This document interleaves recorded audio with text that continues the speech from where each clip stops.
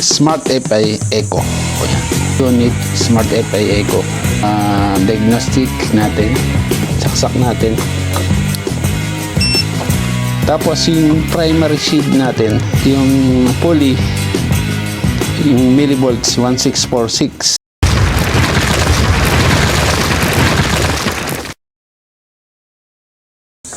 Yo, what's up mga penga? Welcome to another episode. For today's episode, nakabukas yung motor ko, pati yung battery cover. Yan. Re-review tayo ng aking bagong bili na Smart FI Eco. Yan. Yung dilaw yung pinakang module. Kasi yung Smart FI 2 ay nasa basic package is nasa 85,000 pesos. Ito 44,000 pesos. Smart FI Eco Locksmith package is 35,000 plus yung TCU diagnostic plus 4.5 39. Pin wire ng keyless module ay 2.5. Yung kanyang support ay lifetime. Pwede tayong magtanong sa binili natin sa seller kay Deans Pascual, tiga Marikina City. Pwede tayo magtanong doon kung may problema tayo, kung may tanong tayo dito sa Smart FI Eco. So alright, so buksan natin. Ito lahat ng kasama sa 44,000 pesos. Yan, buksan natin. Nalimutan ko yung yung isa. Ito na lahat, yung package, adapter, sasaksakan, tapos yung unit Smart FI Eco, may ilo yan. Sa Smart FI Eco merong slot ng AC power, tapos ito male connector, tapos female connector, depende sa gagawin nyo, saka sa slot ng connector. Battery test cable, power 12 volts cable. Ito yung supply. Ito yung pang sa diagnostic natin. Yan sinasaksak sa yung connector sa motor. Ito yung gagamitin natin mamaya. Universal diagnostic cable. Ito yun. Tapos ito yung panlagay sa smart key. In 2024 pababa, ito yung ginagamit na smart key. Yung mga 2025 na smart key module, ito yung ginagamit. Yan, magkaiba pala yan. Pang 2025 pataas. Sa NMAX yung nabili natin, ito yung ginagamit.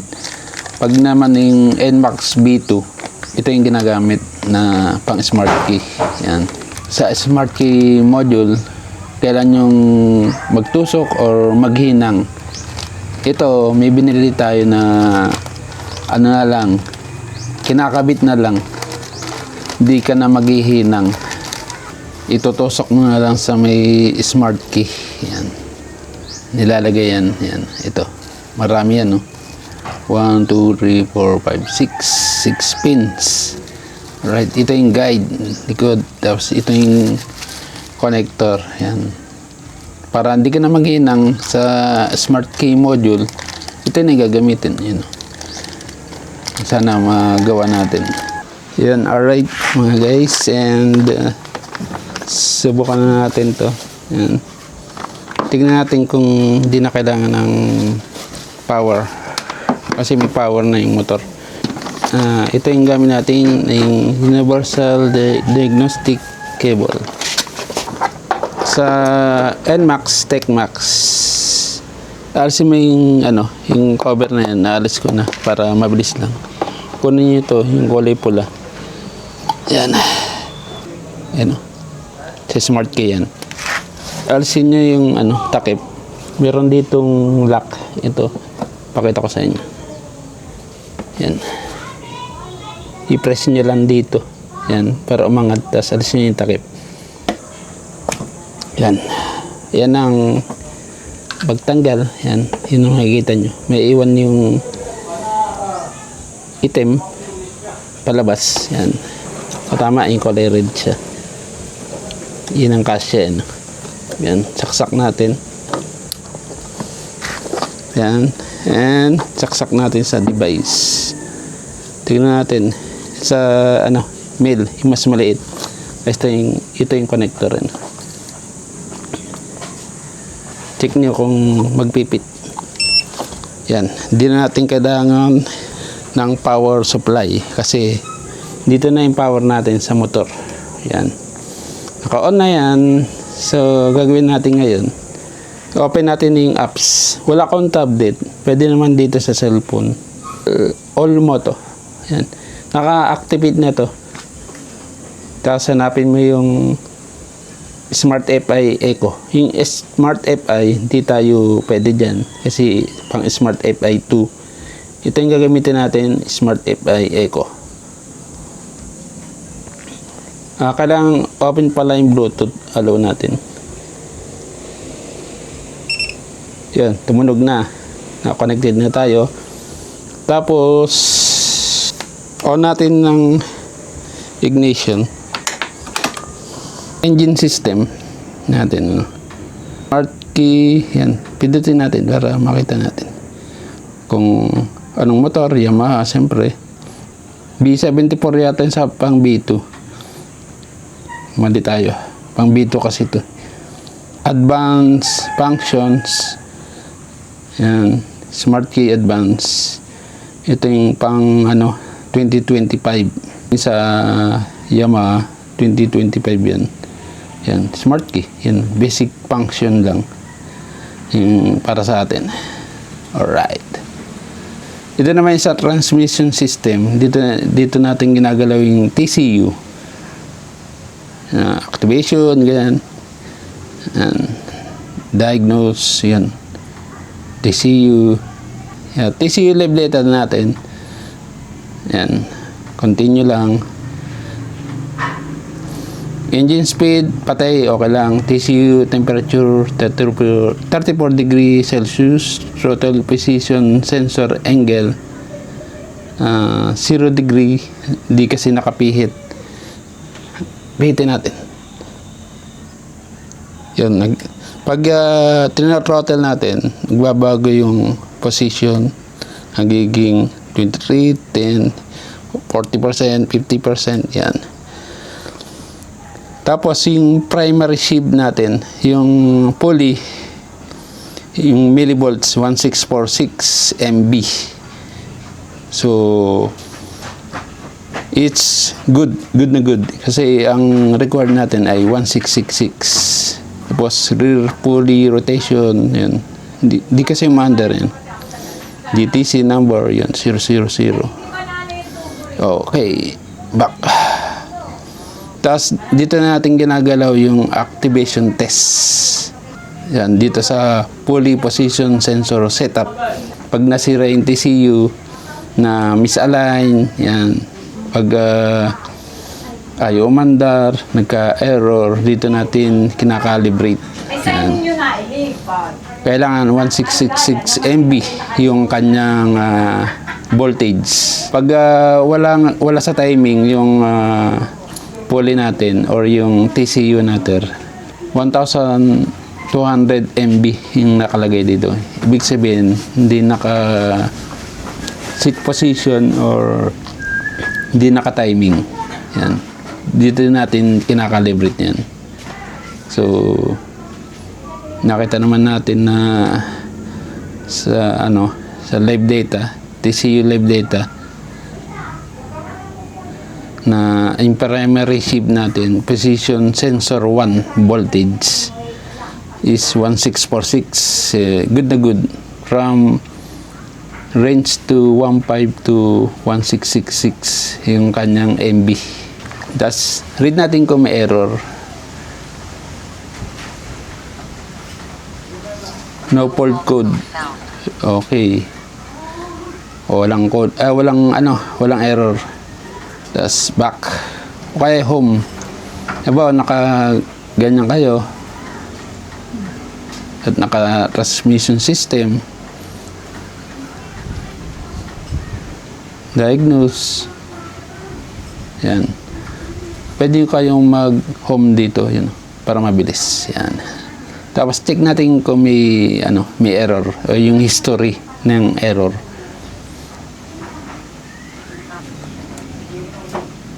Please turn off the ignition switch. So, kailangan mong i-turn off Then turn on and turn on yung ignition system. Pakita ko ba?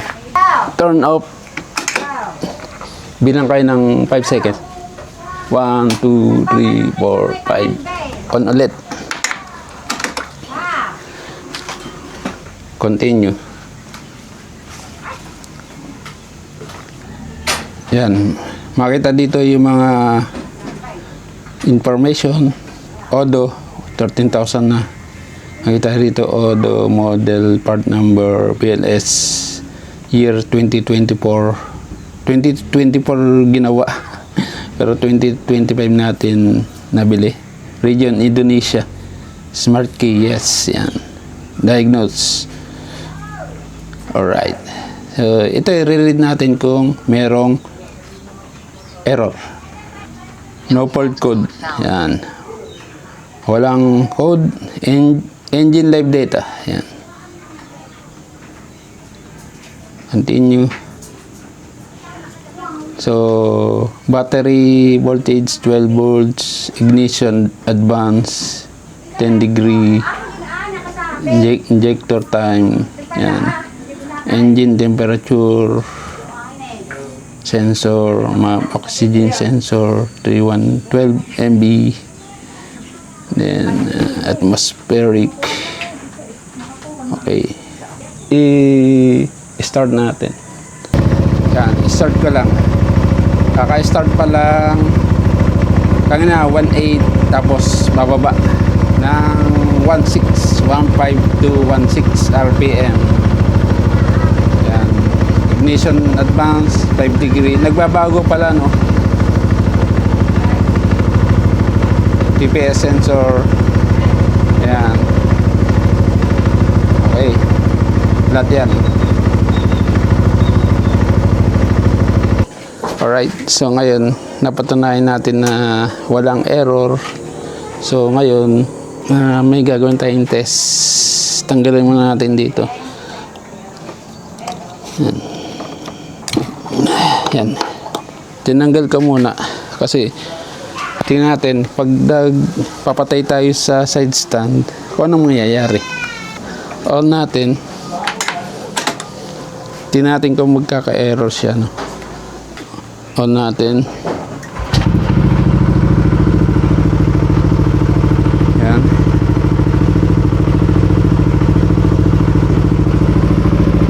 Hindi nakakonekta yung FIA ko natin, hindi siya nakakonect. Gagawin natin ay papatay natin sa side stand. Tingnan natin kung yung mga habit nyo na pagpatay sa side stand ay okay lang or hindi. Malamang yung kanyang under ng panggilid or YCBT biglang hihinto, sasabihin ng TCU sa ECU na o biglang nawala ng power, kailangan ko ng power, merong nabigla yung huminto yung ikot ng pulley. So bibigyan ka ng konting error pero hindi siya error. So, patayin natin, dito natin kapatayin. So ngayon namatay yung makina and nagkaroon siya ng ilaw dito, CBT. Ibig sabihin sinabi ng TCU sa ECU na tumigil bigla ang aking under, huminto bigla yung pulley sa pag-ikot. Alright. Pero ano naman, pag pinatay tapos binuhay, magiging okay na naman. Mawawala yung CVT. Yan. Under naman ulit. Alright. So, check natin. Check natin sa reading kung meron siyang error. Ikapit ulit natin yung connector ng Smart FI Eco. Smart FI Eco. Yan, okay na. Then engine system. Turn off the ignition switch for 5s. Then, turn on. Applicable to Yamaha vehicles. Oh. Okay na. Continue.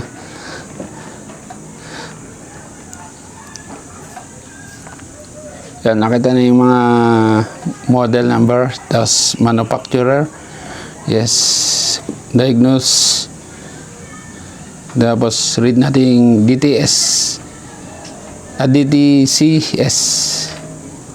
Read DTC. Yan. Tingnan natin kung No fault code found. or yun nga. So, ibig sabihin, okay lang na paminsan-minsan patayin sa sa side stand yung ating motor. Pero hindi siya advisable. Dati kasi nung siguro 3 times, 4 times, 5 times yun na detect na doon ko pinapatay. Siguro subukan naman natin ng 5 times nating pinapatay yung kanyang motor sa yung kanyang under sa side stand.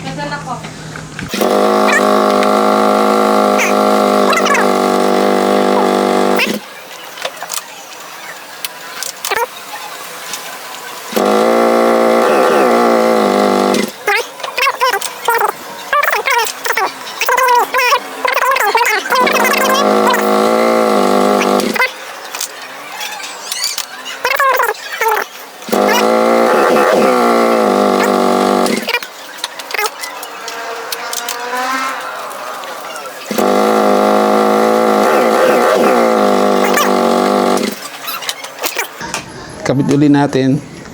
Meron lang gustong patunayan dito. Yan.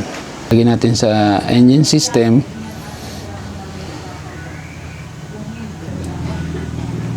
Please, turn off the ignition switch for 5s. Then, turn on. Applicable to Yamaha vehicles. Yan. Turn off. Magantay tayo ng 5 seconds. Yan. Okay.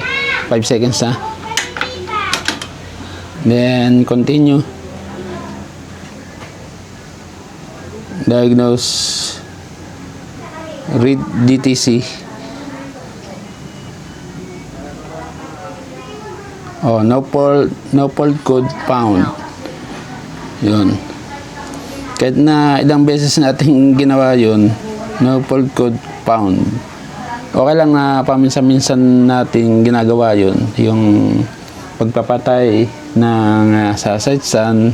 Minsan nalilimutan natin, so okay lang, walang error na matatanggap. Pero may case scenario ako, minsan ginagawa ko yun nung nagbablog ako, pinapatay ko sa side stand. May isang araw na ayaw umandar yung motor ko. Ginawa ko, binaba ko yung center stand, tapos tinula ko yung motor. Saka umandar. Kasi, nung pag-open ko ng ignition, meron siyang CVT na nakalagay, nakailaw sa display panel natin. Yun, nagka-ganon. Tapos, ma-detect. Pag ganon ginagawa mo palagi, baka magka-error or wala sa timing yung TCU. So, yung mga sensor, yung sensor dito, yung sa may shop, malapit sa YCBT motor, yun. Yung sa may kaliwa, yung kay Sir Mel, na, yung may rod na tinatanggal, yan. Pag nawala sa timing yun, nagkaka-error yung CBT natin, yung YCBT. Kaya, hindi na siya under. sa aking sa aking experience, napilit ko. Minsan tinarottle ko. Yun nung bago pa, yung break-in period pa ako. Ay umandar kasi sa initan. Ginawa ko ni-press ko yung start button tapos ni-throttle ko. Yan, hindi na naulit. Ewan ko lang sa mga bago. Minsan, kailangan mong kaldagin. So, yun lang yung review ko sa Smart FI Eco. Meron na tayong pang calibrate ng TCU. So, next time, turo ko naman sa inyo yung pagkakalibrate. Tatanggalin itong airbox. In-exit ko na, back na lang. Yan, back. Are you sure you want to exit Smart FI Eco? Okay, yan, exit. Yan, okay na yan. Minimize. Right, di lang vlog natin for today. Pinakita ko sa inyo Smart FI Eco at pinakita ko sa inyo sa pagpatay ng side stand. Minsan, okay lang. Kung minsan walang hindi magkaka-error na kahit na yung CVT ay imilaw. Pero depende sa sitwasyon. Patay nyo sa side stand, yan. Pagpatay ko ng side stand, magka-error naman yung TCU natin. So, mas maganda sa ignition ka magpapatay, yan. Then, saka magsa-side stand. Yun ang proper. Huwag nyong ogalain, huwag kayong masanay na sa side stand magpapatay ng engine up. Wag na wag.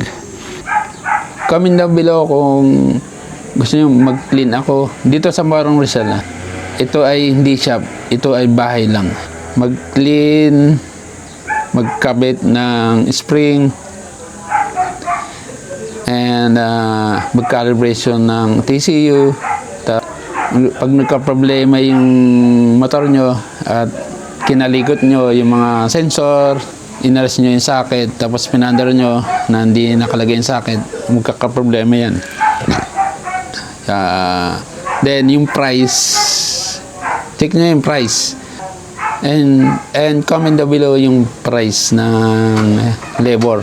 Wala akong idea eh. So, survey lang to. O kaya gawa na lang ako ng survey, Ayon sa seller, 4,000 daw eh. Para sa akin, medyo mataas yun. Kailangan kong medyo abot kaya. Di man lahat ng bumili ng NMAX, TechMax ay maraming pera. Yung iba, nagsumikap lang. Iba, installment pa. So, gusto kong makatulong na mas mura ng konti kay Sir Mel, ganun. At sinabi sa akin, yan, basta, comment down below kung magkano labor nun. Alright. Sabi lang sa akin, 4,000 eh. Alright, bye-bye.